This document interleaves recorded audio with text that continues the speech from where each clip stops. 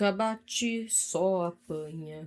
O Homem-Aranha é gigante. O Tom Holland pode ser pequeno, mas o Homem-Aranha é gigante. O sucesso do Homem-Aranha é inegável. Você pode falar com uma pessoa que nunca assistiu um filme de super-herói na vida, alguém que não faz ideia quem sejam os Vingadores, você pode até encontrar alguém que não conheça o Capitão América, mas todo mundo conhece o Homem-Aranha. E é claro que existe uma grande expectativa pro próximo filme do Amigão da Vizinhança. De tudo que a gente viu sobre esse filme, desde trailers e entrevistas, parece que o diretor Destin Daniel Cretton e todo mundo envolvido no filme tá genuinamente empenhado em trazer tudo que os fãs do Homem-Aranha ainda sentiam falta nessa trilogia do Tom Holland. E não pra menos, o próprio Tom Holland foi convidado a participar do processo criativo do filme, incluindo o roteiro, e disse que passou meses em fóruns online, redes sociais, realmente lendo e pesquisando o que os fãs do Homem-Aranha esperavam do filme. Apesar de ter sido muito vendido como um filme nível de rua, eu acho que o filme segue o mesmo nível de ameaça dos filmes anteriores, nada muito diferente. Claro, aqui o Peter não vai lidar com ameaças alienígenas e vilões de outras dimensões, mas baseado nos trailers, eu acho seguro dizer que o filme com maior ameaças de níveis de rua segue sendo De Volta ao Lar. Esse último trailer mostra um pouco mais do grande foco desse filme, que é a mutação no Peter, e eu vou falar de mutação mais pra frente. Mas principalmente mostra ele perdendo o controle das suas emoções. Inclusive o trailer abre com o Homem-Aranha lutando com o Escorpião de Michael Mando, que retorna nesse filme desde sua aparição no final de Volta ao Lar. E aqui a gente vê mais uma vez os olhos do Peter ficando pretos, o que muita gente associou ao simbionte, mas acredito que isso seja uma representação visual da mutação que ele ainda não tem controle. E ele acaba pesando a mão ali com o Escorpião e acaba atingindo um carro da polícia que provavelmente estava lá pra auxiliar ele. Em relação ao Escorpião, eu acho que ele pode ser uma parte da montagem de vilões. No trailer a gente vê o Homem-Aranha contra vilões muito conhecidos das histórias em quadrinhos, como Boomerang e Tarântula, além de que o ator Marvin Jones III foi confirmado como Lápide. E a grande teoria é que talvez a gente tenha uma montagem no início do filme, como eles fizeram com o Quarteto Fantástico, mostrando os highlights do que o Peter tem feito nos últimos anos e quais vilões ele enfrentou. Então acho que o Escorpião aparece ali no final da sequência, talvez seja também a primeira vez que a gente veja o Peter perdendo a mão ali com um desses caras. E outra coisa que eles deixaram bem claro em todos os trailers e entrevistas é que a vida do Peter está absolutamente horrível e miserável. Ele passa seus dias assistindo os reels do Ned, mostrando o dia a dia dele e da MJ no MIT, enquanto ele é um fudido, sem amigos, sem família, sem apartamento bom, sem faculdade. Ele não segue o Ned também. E o Ned é um influenciador digital agora, porque a MJ pergunta quem tá assistindo esses vídeos, mas ele tem tipo 2.000 likes no post. Também vale ressaltar que esse filme tá visualmente melhor também. Jon Watts, você segue perdendo. Um grande problema da primeira trilogia e que era motivo de polarização em relação aos filmes era realmente a fotografia e a coloração. Isso, claro, não é um problema exclusivo dos filmes do Homem-Aranha, isso é um problema recorrente em Hollywood, que os filmes parecem meio desaturados,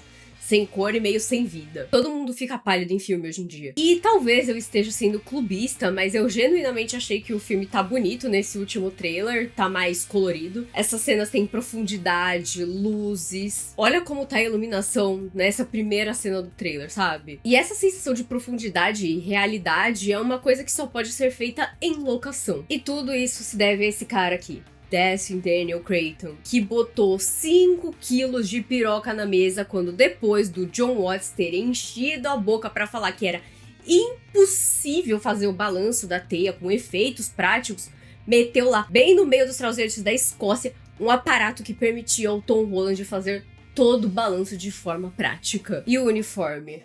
O uniforme. Eu não achava o uniforme da trilogia do Jon Watts ofensível, igual muita gente achava, mas que era sem graça era. Não tem nada muito empolgante em ver o Homem-Aranha usando um uniforme super tecnológico feito pelo Tony Stark. Inclusive, um dos momentos mais legais desses filmes foi em De Volta ao Lar, quando o Tony pega de volta o uniforme, né? E o Peter precisa enfrentar suas responsabilidades em relação a ser um super-herói e precisa voltar pro moletom que ele usava de uniforme e que ele mesmo fez. É bobo, mas é importante que o Peter Parker faça o próprio uniforme do Homem-Aranha. Grandes poderes vêm com grandes responsabilidades, e o Peter ir lá e costurar aquele uniforme é o primeiro passo pro personagem realmente assumir essa responsabilidade. E eu acho que eles realmente levaram pro coração a importância do uniforme. O primeiro vídeo de divulgação sobre o início das gravações mostrava detalhes do uniforme pra esse filme, e realmente parece ter sido feito à mão. Tem até uma cena que saiu um spot que mostra ele de gorro e jaqueta no inverno, e muitos apontaram que de fato ele precisa dessas coisas agora porque o uniforme não tem mais a tecnologia Stark de aquecimento. Além disso tudo, a gente meio que vê outros aspectos de outros Homens-Aranhas aqui. No caso do uniforme, o próprio Tom Holland chegou a confirmar que o uniforme nesse filme é inspirado nos uniformes dos seus irmãos de outras dimensões. E de cara, muita gente conseguiu ver algumas semelhanças, desde a aranha no peito, que parecia muito com o uniforme do Tobey Maguire, e as linhas mais sobressaltadas que já lembraram mais o uniforme do Andrew Garfield. Fora isso, teremos teias orgânicas agora, que é possivelmente a maior ligação com os filmes anteriores que a gente vai ter. O conceito do Homem-Aranha produzir teias de maneira orgânica dentro do seu corpo foi apresentado pelo Sam Raimi no primeiro filme do Homem-Aranha, e a intenção dele era realmente mostrar o impacto que a mutação da picada da aranha teve no sistema do Peter. Isso porque ninguém ia acreditar que esse cara era capaz de criar fluido de teia em um lançador. Mas eu acho interessante como isso pode ser usado no filme. Eu acho interessante a ideia do Peter ter se afundado tanto na sua persona como o Homem-Aranha, se desapegando de todos os aspectos do Peter Parker, que aos poucos ele foi realmente se transformando em um Homem-Aranha. A única coisa que me irrita em teia orgânica é como ela sai do uniforme. Eu imagino que o Peter do Tobey Maguire de cara tenha feito um buraquinho no uniforme pra isso, mas esse Peter parece meio confuso com a gosminha saindo do uniforme. Se o filme tiver uma cena explicando isso, eu cravo agora como o melhor filme de super-herói da história do cinema. Mas vamos falar do Hulk agora. Não é agora que eu vou reclamar, é mais pra frente. Eu vi muita gente confusa com a presença do Hulk nesse filme e surge a necessidade de saber por que o Homem-Aranha não tem um filme só dele.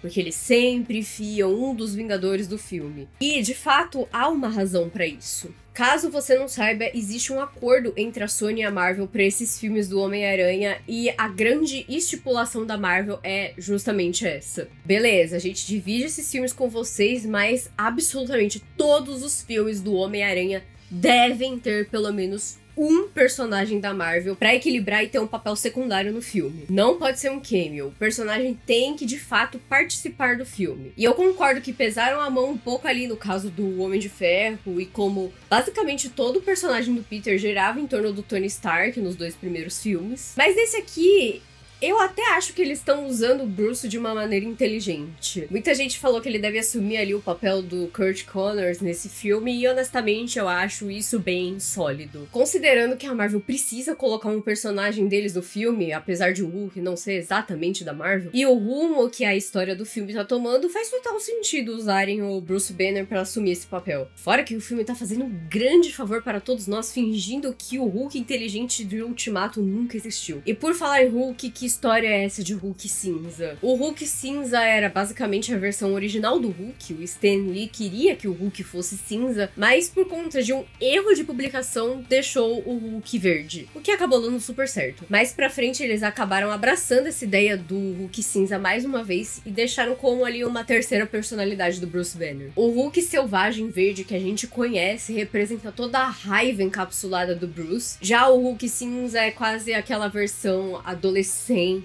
aborrecente do personagem, que tende a agir de uma maneira moralmente duvidosa, fazendo coisas que os princípios do Bruce Banner não deixariam ele fazer. O lance é que o Hulk cinza é uma versão consciente do Hulk. Ele consegue falar sentenças completas e até se apresenta com uma identidade chamada Joe Fixit, um criminoso de Las Vegas. Obviamente não vamos ver essa versão específica do Hulk. Eu imagino que o filme sequer tem espaço pra isso. Então eu não sei aonde eles pretendem ir com essa história de Hulk cinza. Talvez seja realmente só uma mudança de cor, talvez eles transformem uma versão ainda mais selvagem do Hulk. talvez nem tenha Hulk cinza. Inclusive, ele deve ser engatilhado pelo vilão do filme. Lembra que eu falei que eu ia reclamar? É agora. Eu vou reclamar agora. No grande esquema das coisas, pra esse filme, estamos lidando com um vilão invisível que parece ter poderes psíquicos e consegue controlar a mente das pessoas e até parar o tempo. No trailer dá a entender que o Peter e o Frank são imunes a essa ameaça invisível e é muito provável que isso seja obra da personagem misteriosa da Sadie Sink, que a essa altura a gente tem uns 95% de certeza ser a Jean Grey.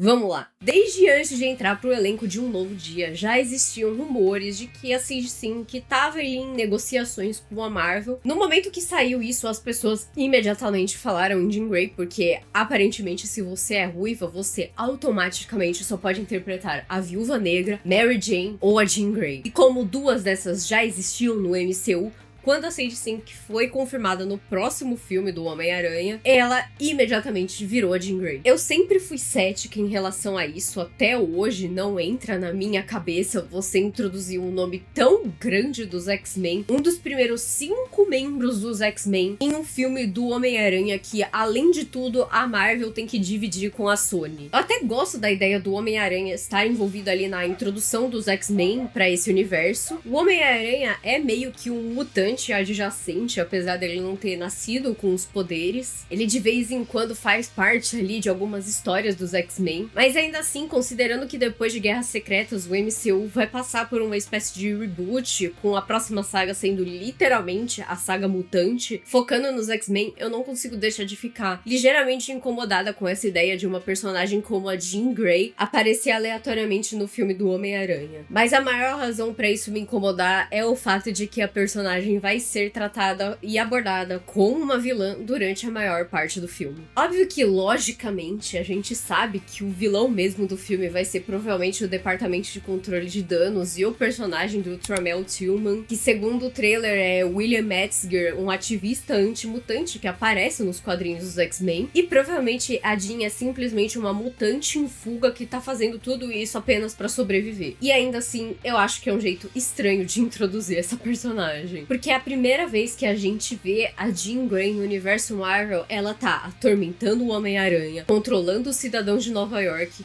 colocando eles em risco e ameaçando uma civil como a MJ. Durante a maior parte do filme, o fato do Departamento de Controle de Danos estar atrás dela é justificado. É óbvio que ela precisa ser pega, ela é perigosa, ela tá ameaçando a MJ e aterrorizando o amigão da vizinhança. Isso é o oposto do que a gente quer introduzir dos mutantes. A existência dos X-Men vem do fato de que os mutantes são perseguidos por nenhuma razão além de serem diferentes. Esse é o tema mais importante abordado nas histórias dos X-Men. Então, não só eu acho isso um problema real, como também não me desce todo esse mistério envolvendo essa personagem. Eu não consigo deixar de pensar que isso tudo é uma jogada de marketing. Toda essa coisa de, quem será que ela é? Vamos colocar pontos de interrogação embaixo do nome dela, porque você precisa assistir o filme pra descobrir quem ela é. E mesmo assim saíram uns boatos de que a gente não descobre o nome da personagem até o final do filme. De maneira geral, me parece bizarro que eles não usariam o nome da Jean Grey pra promover o filme. E eu só espero que essa grande revelação não seja tão anticlimática igual foi a revelação de que a Zendaya era a MJ em De Volta ao Lar. Minha parte preferida do filme segue sendo a participação do Justiceiro. Principalmente agora, a gente tá precisando de um respiro depois daquele gosto amargo que o personagem deixou com aquele especial bunda. Ele parece ter um papel grande no filme, eu acho que isso é crédito do Tom Holland. Não só imagino que ele tenha visto durante sua pesquisa o quanto os fãs clamam pela reunião do Homem-Aranha com personagens como o Justiceiro e o Demolidor, mas também o John Bernthal faz parte da vida do Tom Holland há muitos anos, os dois se conhecem há muitos anos. O John Bernthal foi quem ajudou o Tom Holland pro teste do Homem-Aranha, então acho que a relação desses dois personagens vai ser legal de assistir no filme. O Tentáculo parece também ter alguma relevância, já é o terceiro trailer que eles aparecem. Eu também não consigo entender o porquê do Peter tá nessa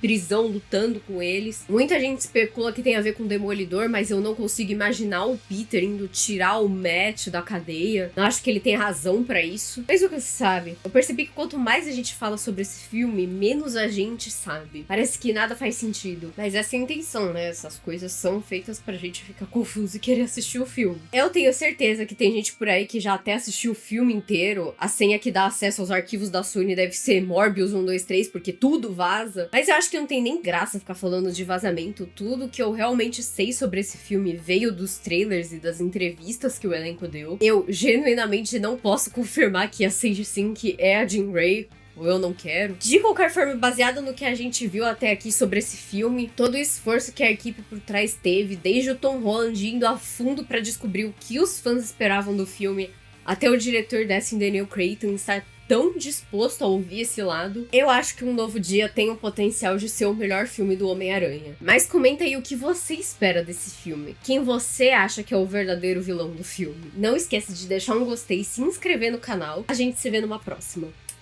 Tchau!